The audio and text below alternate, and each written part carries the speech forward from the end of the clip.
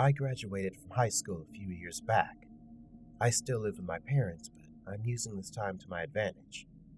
They're kind enough to not charge rent, and that allows me the ability to save up almost every penny I make. The hope is that I can one day start up a small but legitimate business and move into my own apartment.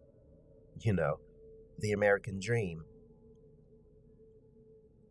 You see, much to my parents' dismay, I don't have a steady job. I prefer to take a DIY approach and be my own boss. I buy and resell things online and take up odd jobs here and there to supplement my income.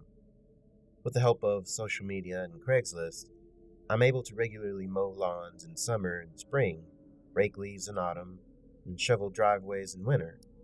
Eventually, I'll have enough to buy a decent car and reach clients outside of town, maybe even hire a few lackeys. What I'm here to share with you, however, is an incident that occurred almost 2 years ago, one that keeps me on edge to this day. In my first year of business, I introduced a flower delivery service. Depending on the season, I'd either pick flowers from around town or buy them from the local florist, then deliver them to a person of my client's choosing. Though it wasn't my most popular service, it did bring in some good money. You'd be surprised at how much folks are willing to pay to woo a loved one with plants. In all the time that I biked flowers back from person to person, I only ever picked up one regular. His name was Red. He was absolutely infatuated with his girlfriend, Clara. Once a month, I would deliver a dozen roses to the local hotel where she worked. No matter how many times I went over there with the same bouquet, she always acted surprised and delighted to no end. They really did have something special. I was happy to be a part of their lives, at least in some small way. But then February rolled around. Albeit my least popular odd job, I do gain a little traction during Valentine's season. Along with the additional customers, Red goes all out and has me deliver 3 bouquets on the week leading up to the holiday. Between these deliveries and keeping up with my usual services, February beats the hell out of me. This particular Valentine's week was a little different. It was getting close to the big day, and I hadn't received a single order from Red. I usually don't get attached to my clients, but I was quite fond of Red and Clara. Because of this, I decided to reach out to him. I tried calling him. No dice. Nothing but dial tones and voicemail. I thought about riding over to the hotel to ask Clara about it, but that would cut into the rest of the work I had lined up for the day. With no viable options available to me, I simply went about my day and kept a positive mindset. And something felt off, but I was sure it was nothing to worry about. The next day, Red called back. He was fine, but there was something he wanted to discuss with me. Of all the phone conversations I've ever had, this one tops the list for most bizarre. Red hadn't ordered any flowers because he was getting ready to pop the question to Clara. He wanted the lack of gifts that week to leave her confused and then catch her completely off guard on Valentine's Day by asking her hand in marriage. I was happy for them, but that's when the conversation took an unexpected turn. Red didn't have a ring. He was wealthy and could afford whatever jewelry he wanted, but not just any engagement ring would suffice. He wanted his mother's ring, the one his father proposed with. It was the only one he felt was fitting, the only one worthy enough to be wrapped around her finger. There was just one problem. His mother was buried with it. And then came the weird part. Red offered me $10,000 in cash to dig up his mother's grave and retrieve the ring from her dead finger. He said that he would do it himself, but he didn't have the nerve. He couldn't bring himself to defile her gravesite like that. He wasn't exactly comfortable with me doing it either, but he truly felt this was the only way he could propose to his one true love. I pleaded with the guy. I really did. I told him to go to Jared's. I mean, women love rings from Jared's, seriously. But Alas, he wouldn't budge on the matter. And whether it was the allure of money that I could use to expand my business or the desire to help out a desperate friend in need, I grudgingly accepted the job. I'm not going to make any excuses here. I know you think I'm crazy for doing it. Yes, I most certainly was. I know this now. Hell, I knew it then too. But have you ever looked back on something you did in your past and wondered, what the hell was I thinking? Well, this is one of those moments for me.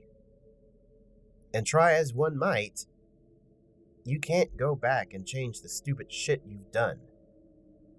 This is something I'll just have to live with. Under the light of a full moon, I biked over to the cemetery. As conspicuous as the shovel protruding from my backpack looked, I managed to make it the whole way there without any trouble.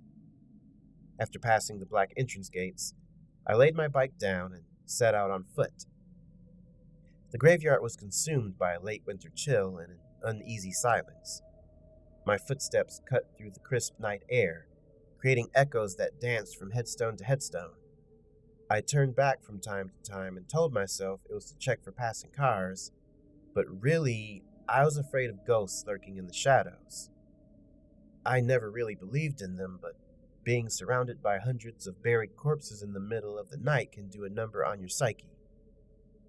Growing more nervous with each passing moment, I trotted to the back of the cemetery in haste.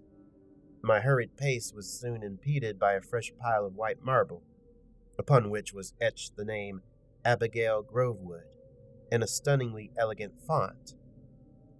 This was it. This was Red's mother, right where he said she'd be. It was time to get down to business. In the hopes of saving at least a little bit of face, I will say that in this moment, what I was doing did feel deeply wrong on a moral level. I was about to vandalize and rob the grave of a deceased stranger. She didn't deserve this, and I very well knew it. How would I live with myself, knowing that I disturbed her peaceful slumber? That question had a simple answer. With $10,000 in my pocket, that's how. I had come too far to turn back, and I foolishly felt that this was the best way to further my financial endeavors. May God have mercy on my soul. The whole process only took about 6.5 hours, a little less time than I expected. I suppose shoveling driveways every year prepared me for this pivotal, yet strange moment in my life. After all was said and done, I looked at the coffin below and panted profusely. Despite being utterly exhausted, I had no time to waste. Daylight was on its way, and I had to get the hell out of Dodge before it shrouded the land of the dead. With how narrow the hole was, there was no way I could open up the coffin by conventional means. Adding insult to injury for poor Abigail, I had to use my shovel to break through the confines of her deathbed.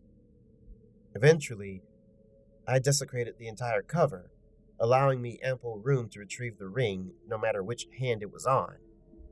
Victory was within reach. Before taking my prize, I looked at the woman I was about to steal from. The sight of her corpse was a grotesque one. She'd only been buried for about a year, so her flesh had not fully decayed yet. It sat on her skin like batter on an undercooked drumstick. To top it off, maggots crawled around every inch of her surface. It was sickening. Just as I was about to reach past the flesh-eating bugs and grab Abigail's hand, something crazy happened. It was dark, that's for sure, but I swear I saw her begin to sit up in the grave. The movement was subtle, but it was enough for me to take notice. I was startled, but it took a few seconds for the gravity of the situation to sink in. When it did, I became so spooked that I hightailed it out of there without a second thought. And that is the gist of my late-night adventure. Pretty lame, right? I went through all that grief just to chicken out at the last minute. Pathetic, I know, but you weren't there to experience it. As I climbed out of the hole, I felt something brush against my ankle. Perhaps Abigail's brittle hands attempting to pull me to my death. As I ran to my bike, I pictured her crawling up from her earthly tomb and chasing me down the road until I was inevitably captured. This was the single most frightening night of my life. I was scared shitless and didn't give a flying fuck about Red or the $10,000. I just wanted to get the hell out of there. Of course, upon arriving home, logic set in, and I realized the error of my ways. It was entirely possible that Abigail was as still as stone, and I only thought I saw her move.